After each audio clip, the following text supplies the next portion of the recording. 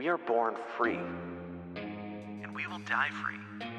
The time in between, though, That's complicated. in that time, governments, institutions, and our egos will limit our ability to find true freedom in this life. These are real stories of real people overcoming the odds, persevering in justice, and unlocking their potential. Welcome to Finding Freedom. Here's your host, John Odermatt. Okay, my guest today on Finding Freedom is Joy Watson. Joy was convicted for possessing marijuana and money laundering. She was sentenced to 18 years in prison. And as you know from previous guests, this happens, these long sentences happen, is because she took it to trial. Obviously, they throw these charges out there, then they want a plea deal. And if you don't do that, then they come after you, and we will talk about that with Joy today. Joy ended up serving 12 years. She was released on December 23rd, 2019. Joy, welcome to Find Your Freedom. Well, thank you for having me.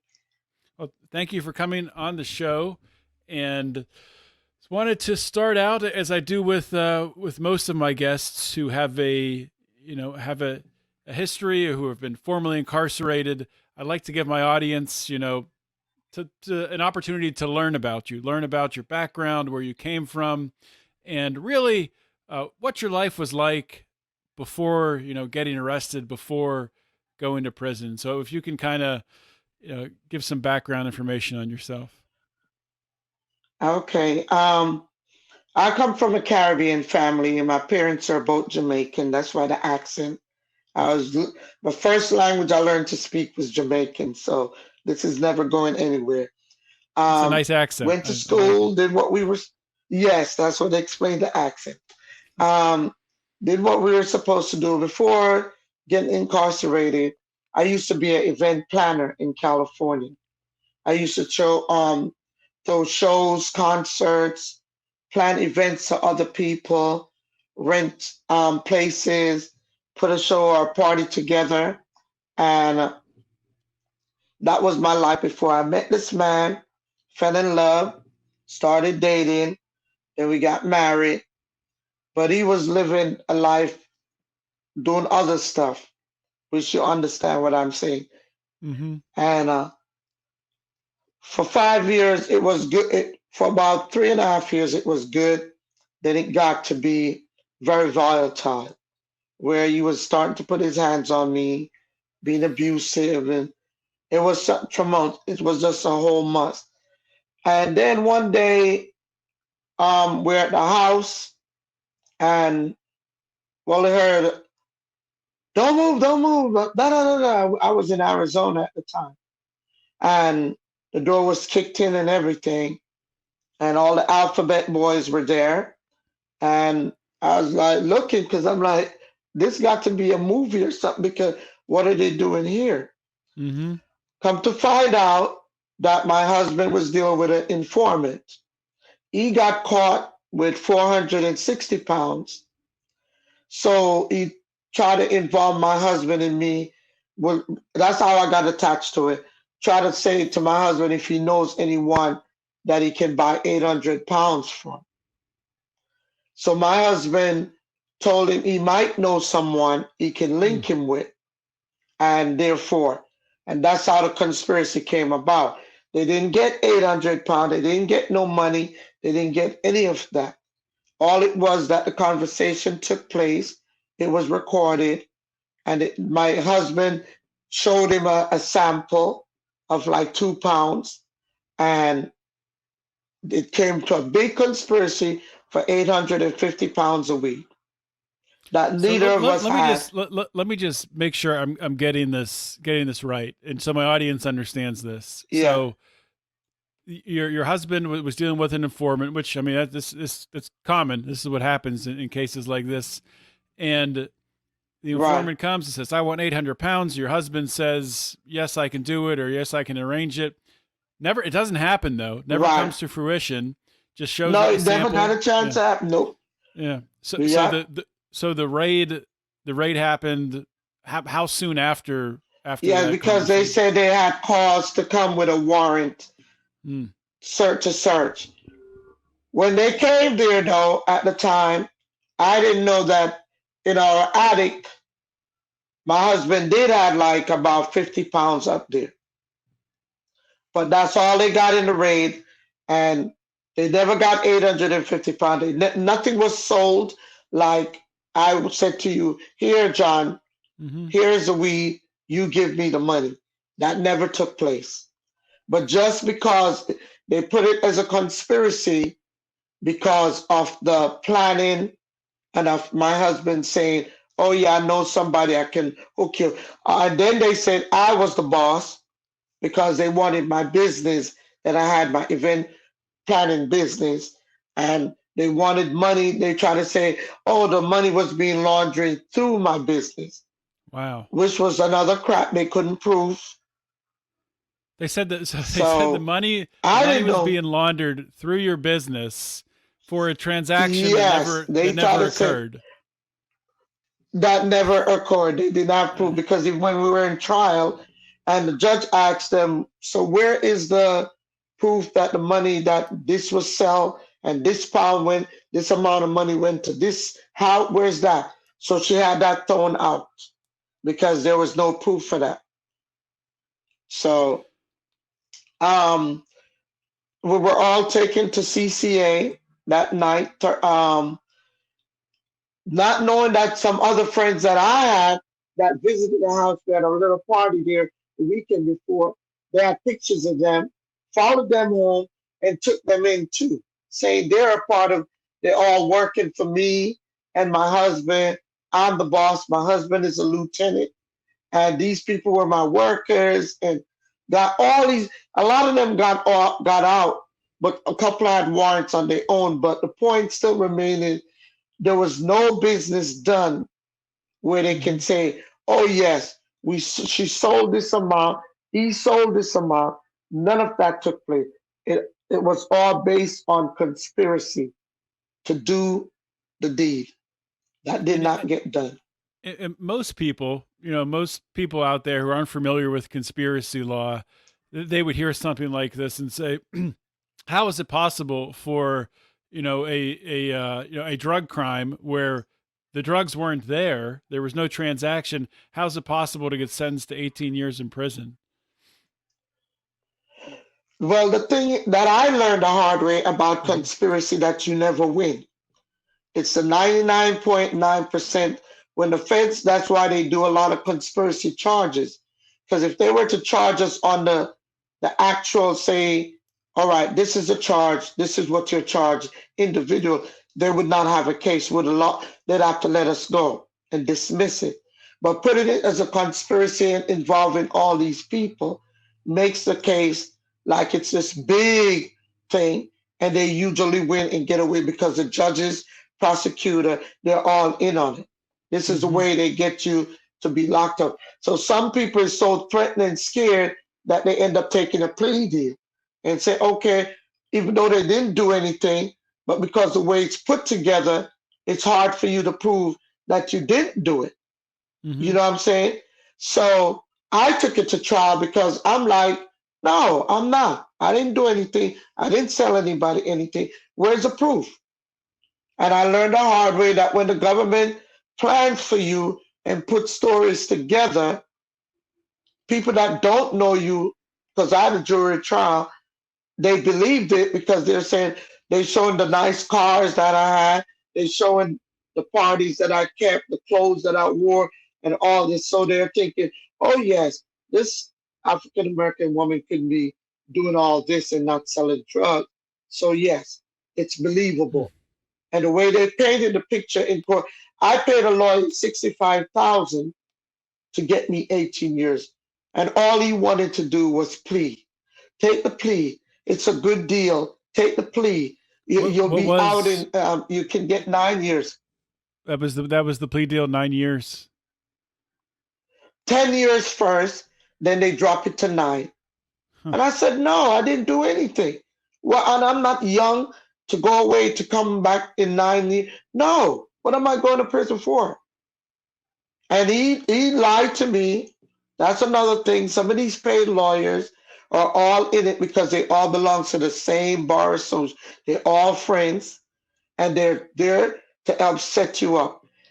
He had me had a conversation, a free talk with the district attorney, telling me if I did this, I wouldn't get no more than 5 years as an agreement. I wouldn't do no more than three, and I was already locked up like a year and a half. So I would only be locked up like a year and a half. After the stress, everything that I went through, I was willing to take that. So I sat down with the DA and explained like this, and I told her I used to be a bank manager, and yes, I do my business where I put my money in. Sometimes I don't do file everything on the taxes correctly, but that's not the worst. If you know, I didn't owe a lot of taxes, and that Mhm. lady took that story and spinned it. That yes, they try to get me on tax fraud, but that got thrown out too. So she spinned it, and everything that I told her, they used at my trial against me. Wow. So So, they told so did I told them like, yes, yeah, go ahead. I'm sorry. did your husband also take it to trial? Hey, we're going to take a real quick minute here. I want to tell you guys about a really cool service. It's for expats, it's for location independent and international entrepreneurs seeking financial freedom. It's really for anybody concerned about their privacy, which honestly, in today's world, it should be everybody.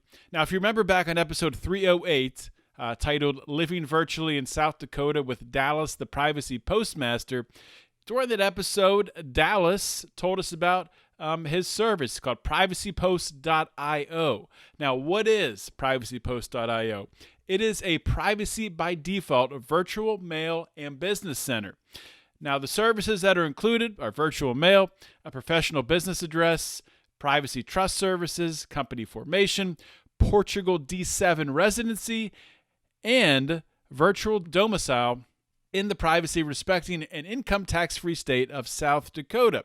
Now, privacypost.io protects you from third parties, overreaching government agencies, and complicit cloud platforms invading your private, personal, and business information. Privacy is freedom of association, expression, commerce, and mobility.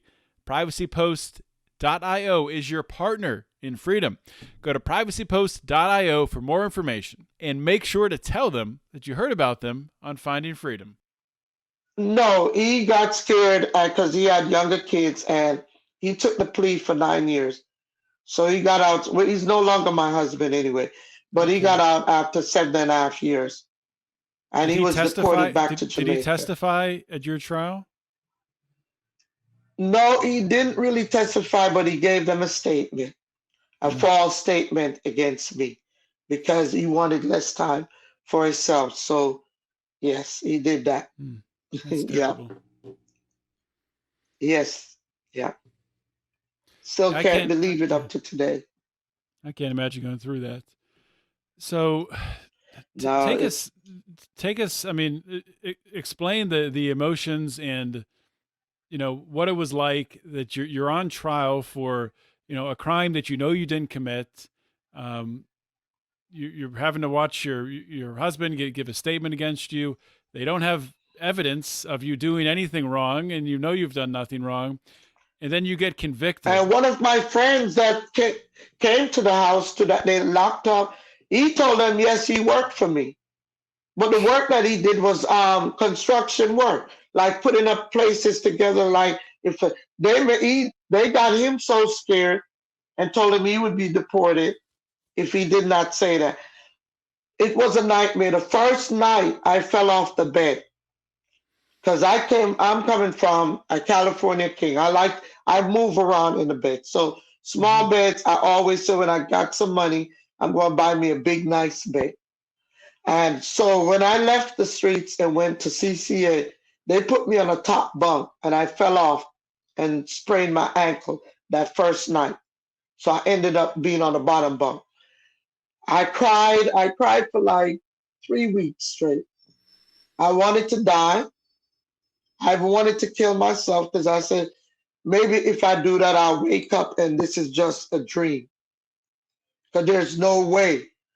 Because when we went in front to get a bond out, they said no, I was a flight risk because I traveled so. Because I used to travel to Europe where my family's at, England, Jamaica.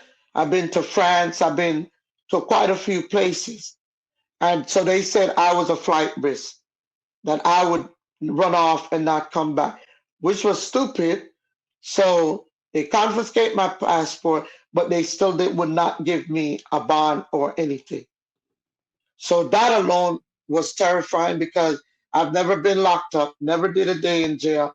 So just coming from the street, living a certain life, and bam, wake up in a dirty place full of all kinds of germs, all kinds of type of people. The one lady next door was in my cell. She was coming down off of heroin Mm. and was crying all night. It was like it was too much because I couldn't help her, and they didn't do nothing to help her. They just told her she just gotta go cold turkey. So she cried, screamed out everything. So I had to put up with that, and I asked them the next couple, could I be moved because it was too much torture on me, and I was stressing out to the point where, as I said, even contemplated. I have high blood pressure, and I was contemplating taking all my pills and never wake up because there's no way I could have thought that this could happen to me. No way. No one could have told me that I would be caught up into something like that. So after I'm there, learning the ways of the place, trying to survive, not to get into anything with anyone, because that's another thing. There's different groups up there that who's not in their own little thing. Like you, the new person, they think they can bully you or get you to spend money on them, and it's a whole lot of different stuff. Then you got to figure out the ones that has different sicknesses that you can catch because you're not allowed to know this, and you're all put together. Mm. They do not separate because they don't want it to look like they're being discriminated, but then they're putting you at risk. You could be in a room with someone that is HIV positive, using the same toilets. We have our menstrual cycle. We're locked down Mhm. together. We use the same sink. You brush your teeth, you spit in it.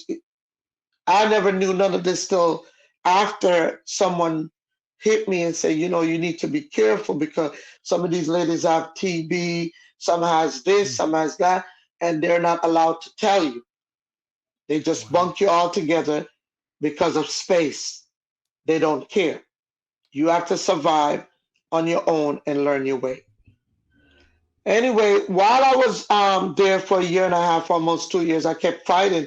Every time they came with a deal, I told my lawyer I didn't ask for a deal.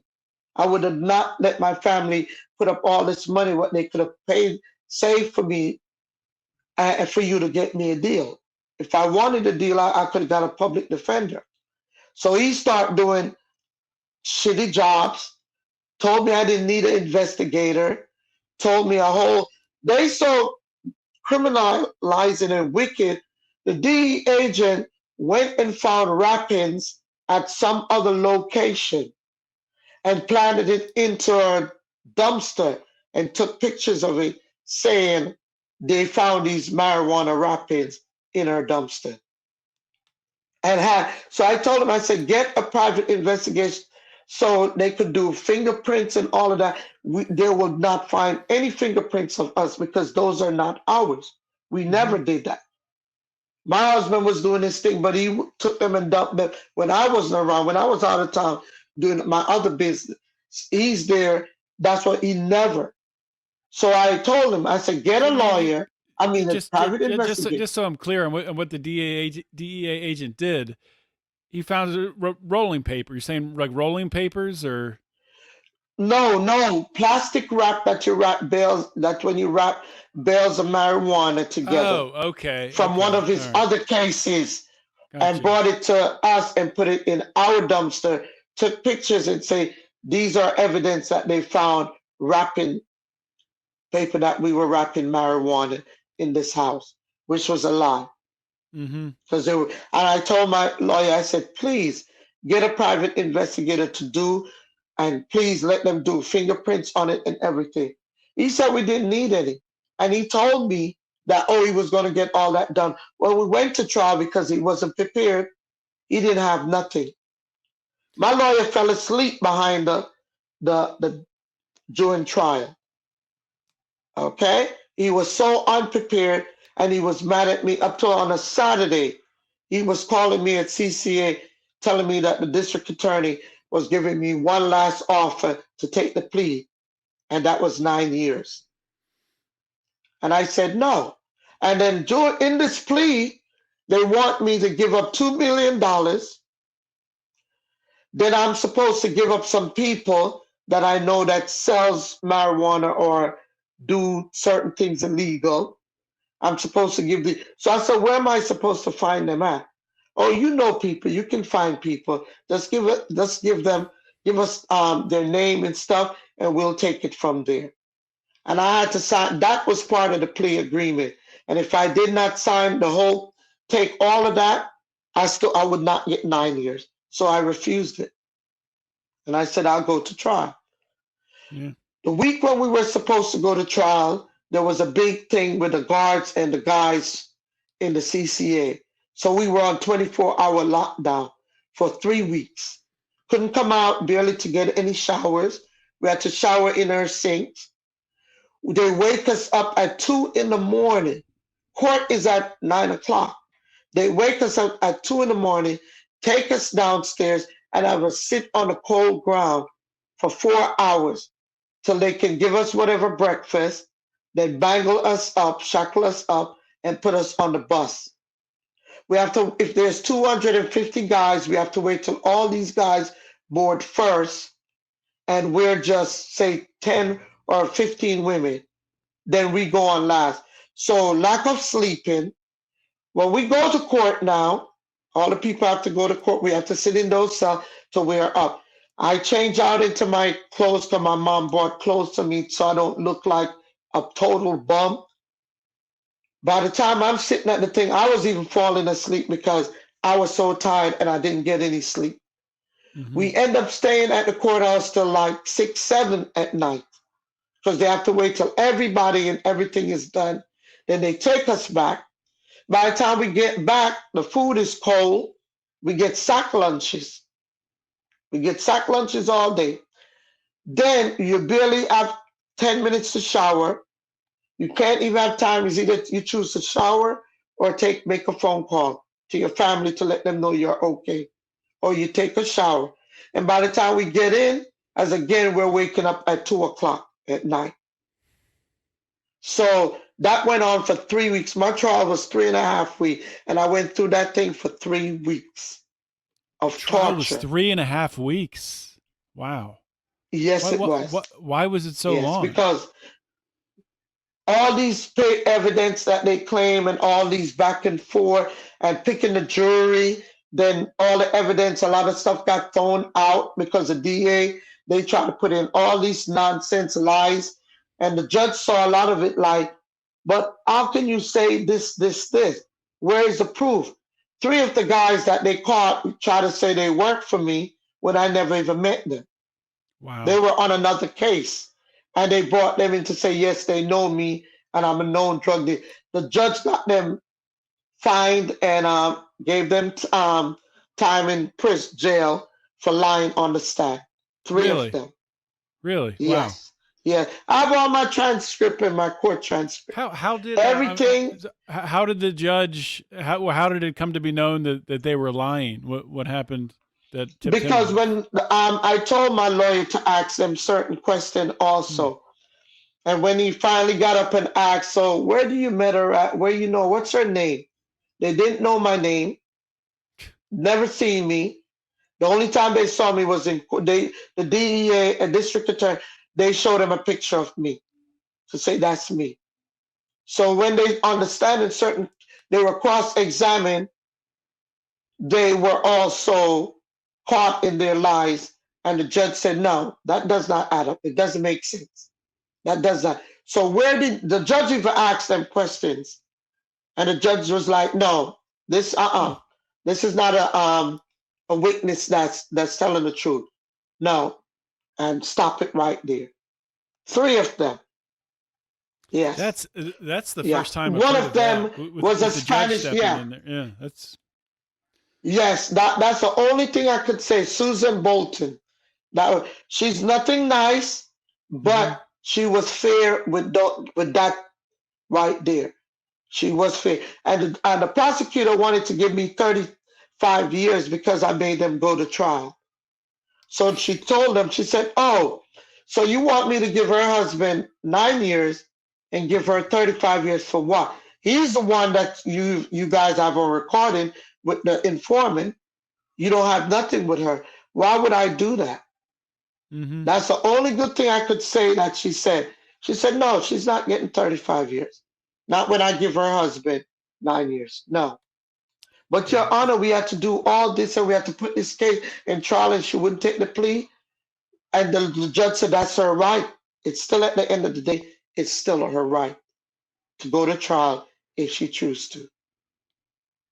And Yeah, sounds like a after halfway decent judge. I mean, the bar is yes, pretty not very high for to be, because there's so many no, terrible it's not. judges out And there. I was But surprised.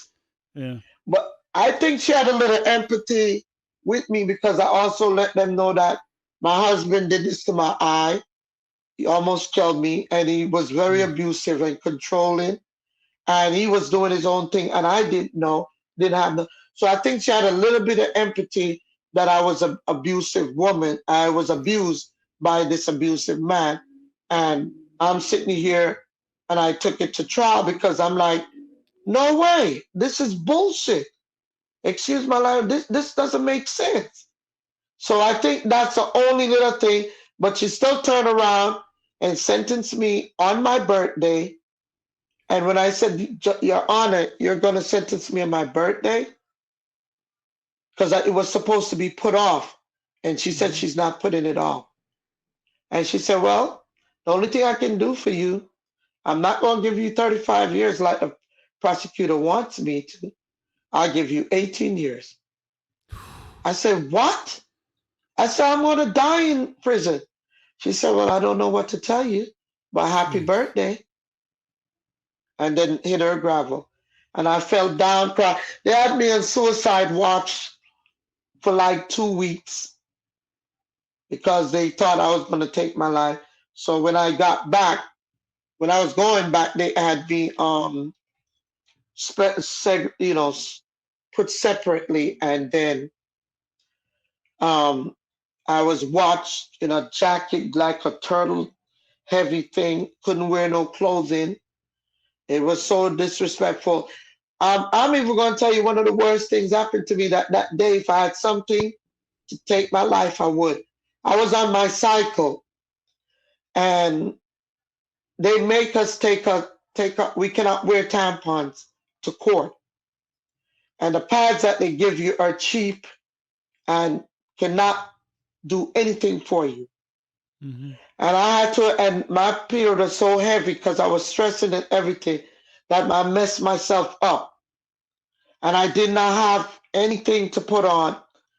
And they wanted me to wear the same bloody mess of pants with a bunch of 200 men on the bus. And I refused. I said, I'm not going. Do anything you want to do. Find me something else to put on because it's degrading enough to know that I messed up and I can't clean myself up till I get back to CCA. But I will not get on that bus looking like this with all those men. That is not, I'm not doing it. And it took them like an hour to go find me a pair of men pants to put on over my red uniform before I could get on the bus. Hmm. And I cried all the way there because I'm like, I'm a human being. I'm still a human being. I'm not an animal. I'm still a human being. And that day I felt like I was nothing, you know? That's absolutely And then I was terrible. like, why should I live? Yeah. I said, why should I live? They're treating me like this, and I gotta go and do 18 years. I'm never gonna make it. So why do it? Yeah, that you know. There was days when we travel on the plane to get to the way they treat us. We're cold, no jackets. They're covered up. The marshals are all covered up, warm, and we're in the freezing cold with the rain beating us. A lot of us got sick. They did not care. They transport us like cattle. We're chained up. We're chained to each other, and I'm like, this is what slavery felt like. This is what it felt like. And I'm saying we're in this modern time in the 2000s, and we're still treated like we're slave, like animals. No care. We got to go to the bathroom on the plane. One hand is unshackled, so you got to pull your pants down, pee, or don't let you be on your cycle. It's a wrap, and to wipe yourself and try to pull your pants back up properly with a bunch of men outside the door, and because you can't close the door, it has to stay cracked so the marshal can watch looking at you. So the guys, if they're peeping and trying to look, that's also another thing you have to avoid, because they're thirsty, they're locked up going through their own, and they don't see women. So that's the only time when we're transported, that's when they get to see us. Mm-hmm. So we're not allowed to talk to them or anything, but they oh God, they say what they have to say. They make derogatory comments because they put them all at the back and put us at the front. And I'm like, what's the sense? But I'm finding out it's easier for them to manage them at the back, and we're not trouble, so it's easy for us to sit in the front. But there were some days that I asked some of the marshals and some of the people, I said, are we still a human being in your eyes, or are we just a number? One told me we're just paychecks. Wow. I want to tell you guys about I Trust Capital. It's the #1 crypto IRA platform in the United States. You can self-trade cryptocurrency, physical gold and silver right in your retirement account. Now, you get the tax advantages of a traditional IRA. You get them while trading crypto and physical gold and silver.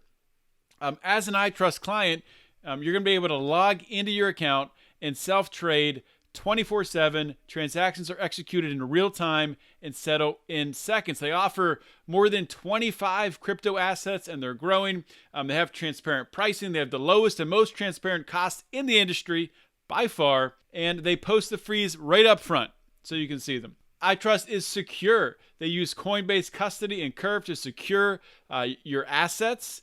iTrust also has over 1,500 overwhelmingly positive reviews on Trustpilot. Now, here's the kicker, guys. Special offer here. All you got to do is visit itrust.capital/lions and sign up today, open an account, move money from an existing 401k, whatever you got to do, and you're going to get $100 of Bitcoin when you fund your account. Go to itrust.capital/lions to sign up today. We're paychecks. Yeah, because they get good pay to do and treat us. They yell at us, talk to us like dogs. You ask them anything, shut up, curse it up, shut the F up. Yes. And one day I got mad. I said, don't talk to me like that. I'm grown and I'm an adult. Do not speak to me like that, because I asked them that we were hungry. And I don't know what was going on. And I'm like, we're hungry, and I have high blood pressure. I've became a diabetic in prison because of the food and stuff. And I'm like, I have to eat. And so I feel my head is hurting and stuff. Shut up and sit the fuck down. Excuse my language. I'm like, don't talk to me like that. I'm a grown woman. I'm not. And he come and push me down, and I stand back, and he put like he was ready to body slam me. the lady that I was saying to was like, no, no, Miss Joy, no, Miss Joy, just sit down, because they'll hurt you. Sit down. Yeah, physically, they'll slam us, they'll do anything, and they get away with it. You cannot do anything about it. Because you report it, it doesn't do anything, it goes nowhere. So throughout your See? your 12 years that you were in prison, did you get moved around quite a bit, or did you do most of your Yes, I time got in one moved place? around. No, I started out in Dublin. I did like 8 years there, Dublin, California. And Mhm. then I was transported to, because I used to write up the officers. I started going to the law library, learning a little bit about the laws, putting certain things in to help myself. And I started finding out some of the officers were having sex with inmates, abusing them. We had a lot of that going Wow. on. And I started reporting it and writing up. So they did not like me. They transferred me out of Dublin. And then when I got to Tallahassee, we had some abusive officer there. I was assaulted there sexually.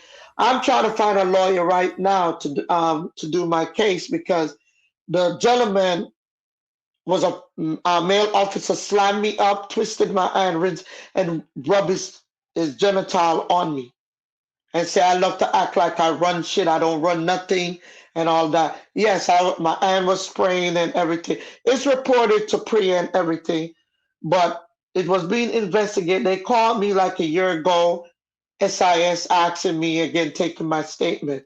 But I still want to sue, because the way it was done and the way that officer did me, and that officer was having sex with inmates. And they knew, because I went to the SHU reporting that officer.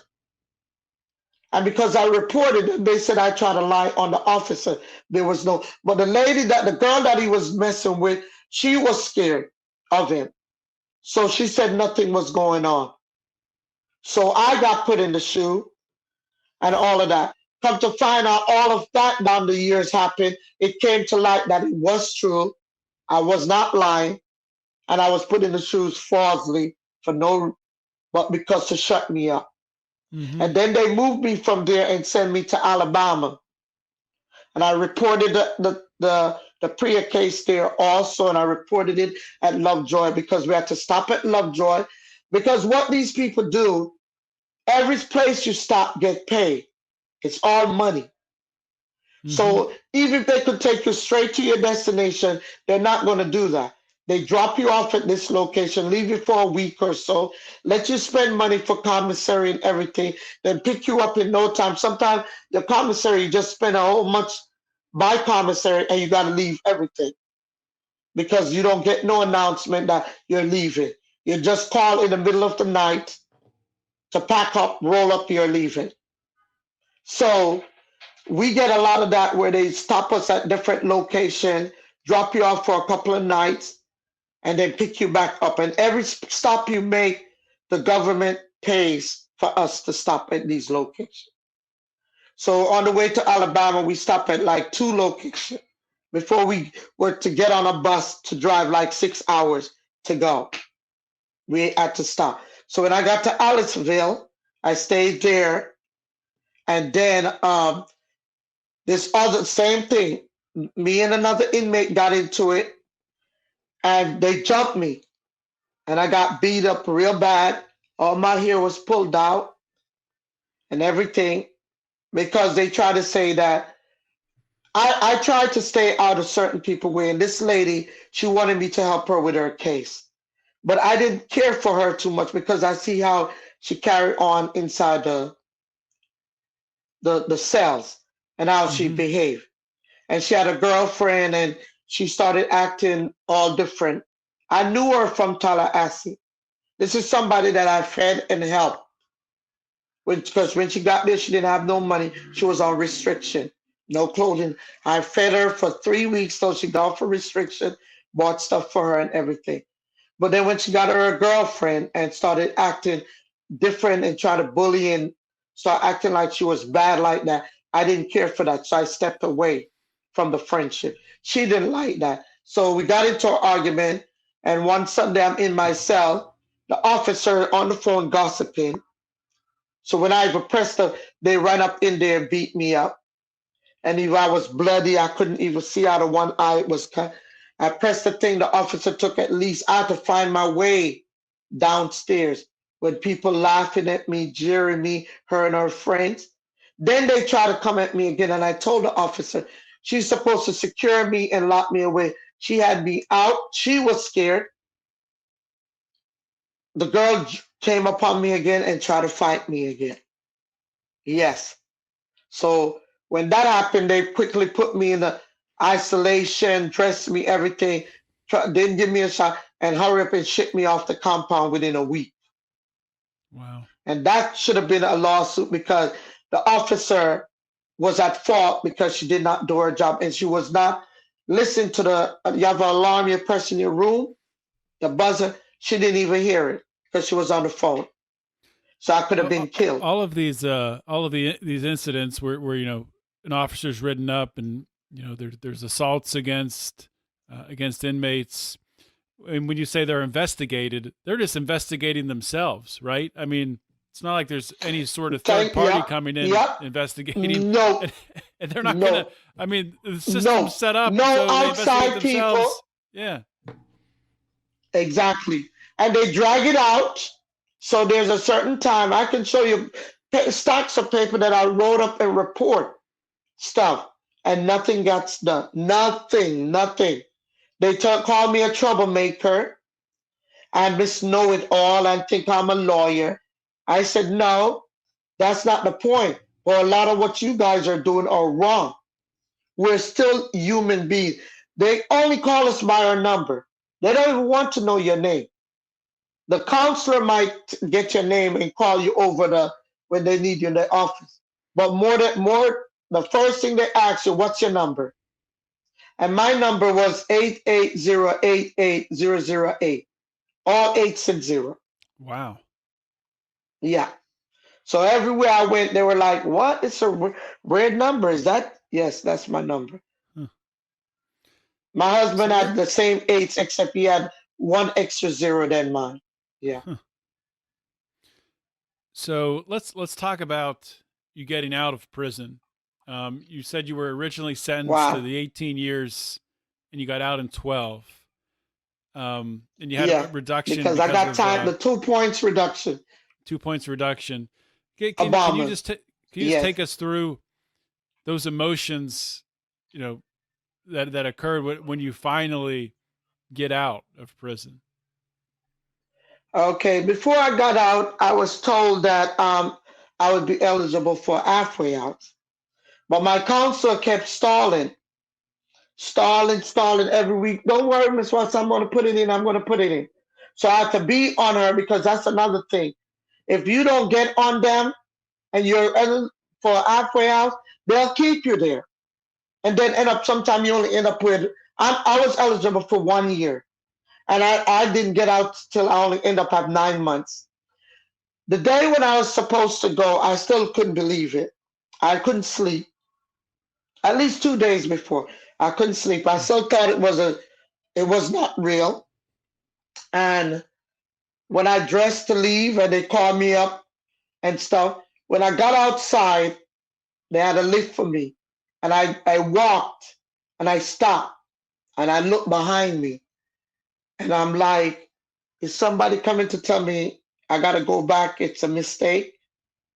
And I stood there for 5 minutes and no one came. And then the Uber driver, because he was an Uber driver, came out and said, I'm here to pick you up, to take you up to the top. Because my last stop was Hazleton. They moved me to Hazleton from Aliceville. And he's like, I got to take you up top. They say you get your a cash card. And I said, you're here for me? He said, yes, I'm here to take you up there. I said, are you one of the officers? He said, no. That's when I'm finding out about Uber driver. He said, I'm an Uber driver. I said, they called me for you. I said, okay. Did you know? And then I got in the back seat. Did you know what an Uber driver was? I mean, not the full extent. Yeah. No, not to the full extent. We see a little bit on the TV or movies and TVs that he had lit. But um, at the time, I couldn't believe. I said, "You're just here for me?" He said, "Yes, I'm Hmm. here to take you to the airport." I said, "Are you sure, just me?" He said, "Yes, you just got to go up top. I got to take you up top, and then we're going to the airport." So when he took me up top and I got out of the car, I stopped and he said, "Yeah, go ahead in.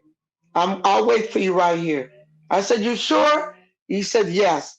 Because it still was disbelieving. I still Hmm. thought that I was going to go back in. It was just like somebody playing a trick on me. So I went up. The machine was down. They couldn't give me the card, so they gave me cash of all my money that I had.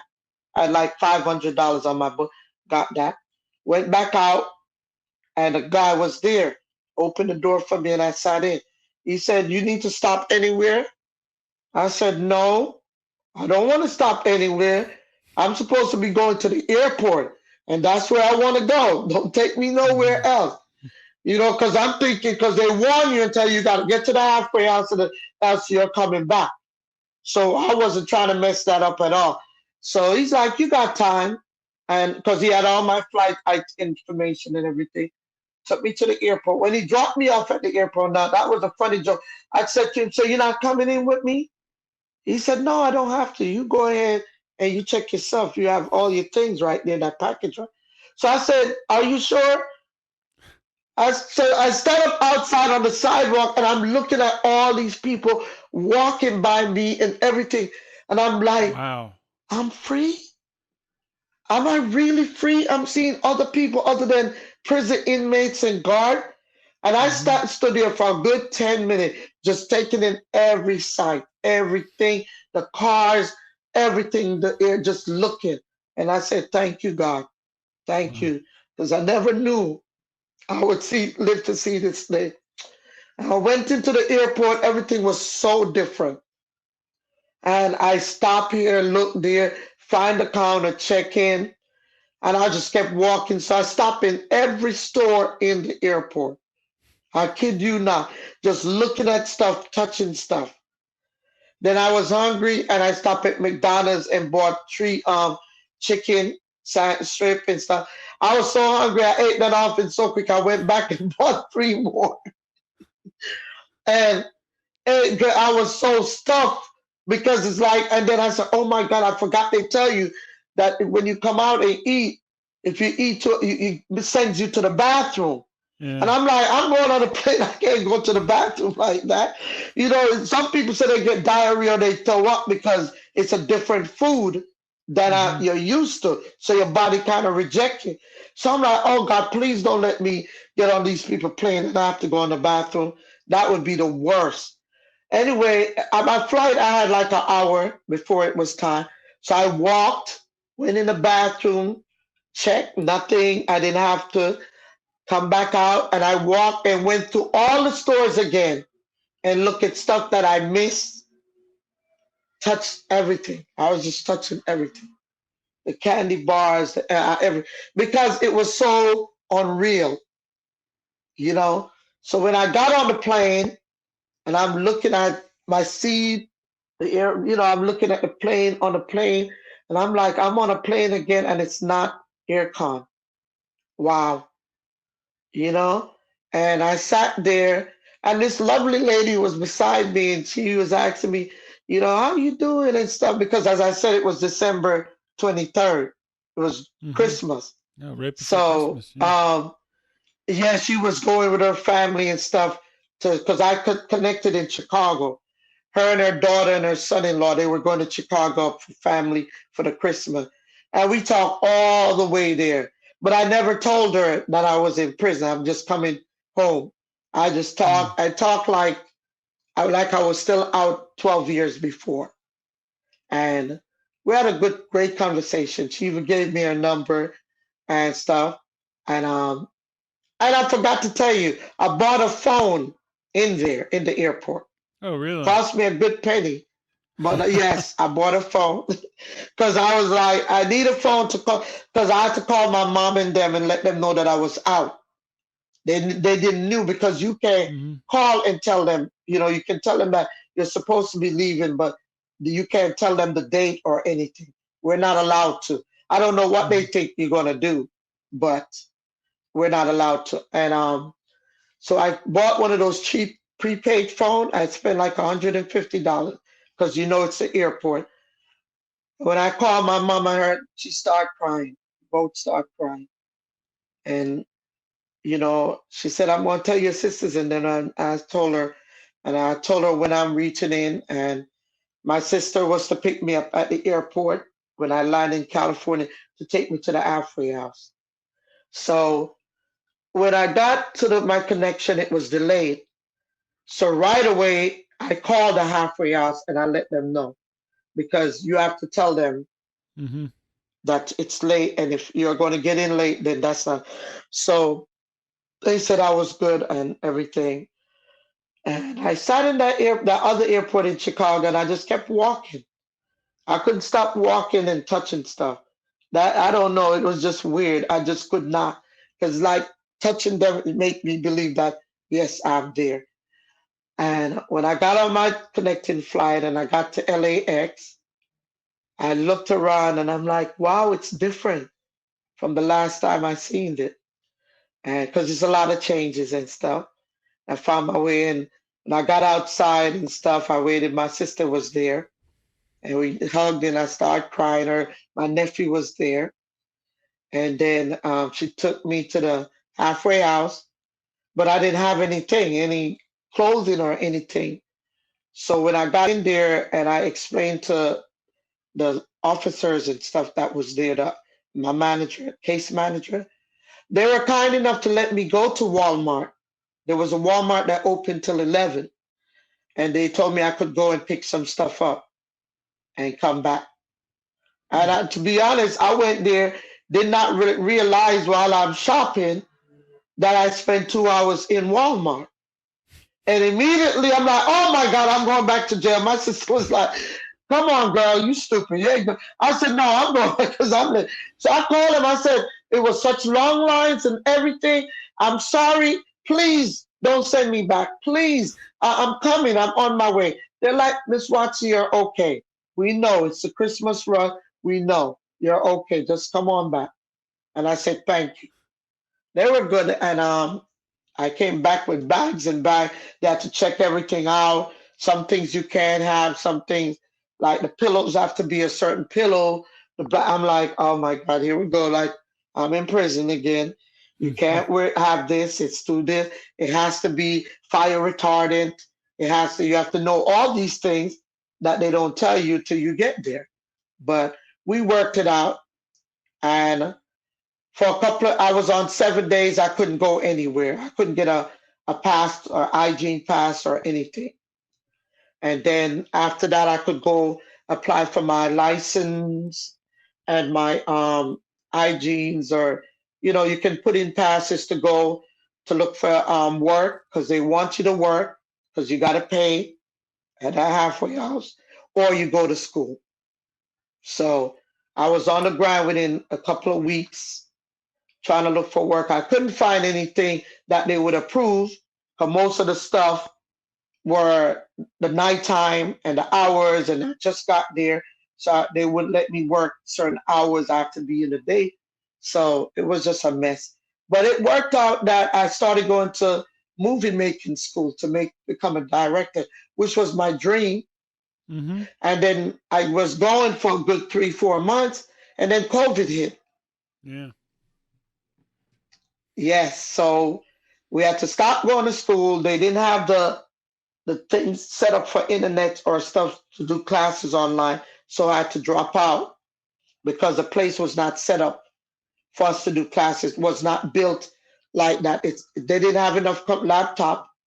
You weren't allowed your own, and even if you did, there's no internet service.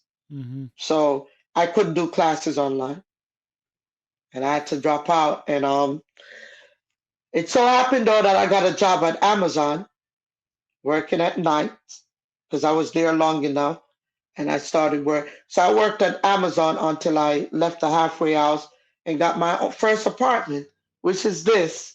Mhm. Awesome. Oh, let me turn on the light. Yeah. Mhm. Yep. Mhm. Yep, first TV, everything. That's it. That is Yeah, awesome. yeah. I still need living room furniture, dining room, but I'm taking it a little bit at a time Hmm. because this is a lot compared to what I had some years ago. So That's an amazing story. I mean, just sit thank, here and listen to everything that you've been through and to see where you are now. I mean, yeah. it's absolutely amazing. Just And the joke about it too, I drive for Uber. I also drive for Uber now. that's amazing. Yeah, yeah, yeah, I Oh do. man. So just Yeah, one more yeah, question, just a forward looking question. yeah. So, obviously we've talked about your past, everything you've been through. Looking ahead, 5 years, 10 years, if you can kind of dream and paint a vision out there, what do you see yourself doing? Where do you hope to be in 5 or 10 years? And I'm going to put it at five because I need to get there. I don't have that much time. Um, I want to finish writing my book. I have a movie script, and I also have three invention that I'm trying to patent to get patent that's needed now. And I also want to start back my event planning business because it's something that I love to do, and I'm good at it. Put it Mm-hmm. like that. I think I put a lot of things together that was worthwhile, and a lot of people enjoyed it, and it's something I want to be my own boss, to Yeah. be honest. So in 5 years, my book should be already out on shelves. My movie script should be in pre-production at least, and those patents should be already out there selling. I believe it'll happen, Joy. It's going to happen. I'm not gonna stop. I'm not gonna stop. Before I let you go, is there anything you want to plug? I don't know, Facebook, Instagram, Twitter, anything like that, or where people can contact you? You don't have to. No, I just want no, what I would love for people to do, and one of the things that I do want to start, so I forgot to plug this, a nonprofit called oh gosh, come on, Joy, you know this. Being like I want to do things back for inmates. Mm-hmm. So I want it, but I'm still on probation, so I'm not really allowed to start it. Where I run errands for prisoners. That's what I call it. Okay. Because while I was in there were certain things I needed done out here, and I didn't have no one. My family didn't understand. They have their life. They're not going to take the time out to do certain things. You need certain things in the court, put in the court on a timely manner, because from at the prison, the snail mail, they don't get there on time or they get lost. So there's a lot of people back there that needs help, that Mm-hmm. needs somebody just to reach out. Do you need anything? I want to be able to even take their kids to visit them if I can, buy them Christmas gifts and say, this is from mom, this is from dad, stuff like that. Their mothers or grandmother, Mother's Day, they get a gift from the person, like they're out here still. So that's my nonprofit I do want to set up. But as I say, I'm still on paper and I'm not allowed to do anything with inmates at the time at now. Mm. So hopefully I can get my probation end this year and I can get that started. But that's my dream. That's one of my main things that I need to get done. That's an awesome dream. Well, thank you, Joy. Thank you for coming on the show, and thank you so much for sharing your story. Thank you so much for having me, John. I really appreciate it. You have a great night. Bye bye. Just want to take a quick break here, and I want to tell you guys about another podcast, one targeted for Christian anarchists. It's called Daniel 3 Biblical Anarchy. It's focused on examining how a Christian should view the state and human authority and the principles of libertarianism. It's exploring the entanglements between the church and the state to being Christians back to no king but Christ. There's episodes about philosophy, anarchism, politics, economics, and interviewing really interesting guests. So if you're a Christian and an anarchist like myself, or even if you're not and you're just interested in learning about Christianity and anarchism, please do check out Daniel 3, Biblical Anarchy with Jacob Winograd. Check it out. Hey, everybody. Thank you so much for listening to today's show. I hope you enjoyed it. I really got a lot out of it. Another incredible story. And I just want to ask the listeners out there, whether you're listening on the Lions of Liberty network feed or if you're listening on the Finding Freedom solo feed, which if you missed on the Finding Freedom solo feed, every Tuesday I am replaying. I am calling it the Finding Freedom Rewind. I'm playing a very popular interview from the archives every Tuesday. So far, I've played an interview about how to pass a polygraph test, talking about how polygraphs are really frauds and don't work, but there is a way to game the system, if you will. And this week, this past Tuesday, I replayed my episode with Greg Hampikian, just an incredible episode talking about forensic DNA and how they use that to solve cases. He works for the Innocence Project, a great interview, so check that out. So the way that you listen to those is by subscribing to my Finding Freedom show solo feed. If you type in Finding Freedom John Odermatt, it should come up if you search Apple Podcasts, most podcasting apps. It definitely comes up on Spotify when you search that. If for some reason you can't find it, just hit me up on Twitter or shoot me an email, john@lionsofliberty.com, and I'll send it to you because I need subscribers and I need reviews, and I need 5-star ratings and reviews, so those are appreciated as well. And if you're listening on my solo feed, go subscribe to the Lions of Liberty Network feed so you get Mark's show and Brian's show as well on Monday and Wednesday. And with that being said, you all, I thank you so much for listening to today's episode. I hope that your year 2022 is off to a great start, and I hope that my podcast can provide the inspiration and motivation and the roadmap to make 2022 the best year of your life. All right, that's all I got. This is John Odermatt signing off. Always remember to keep your head up and the fires of liberty burning.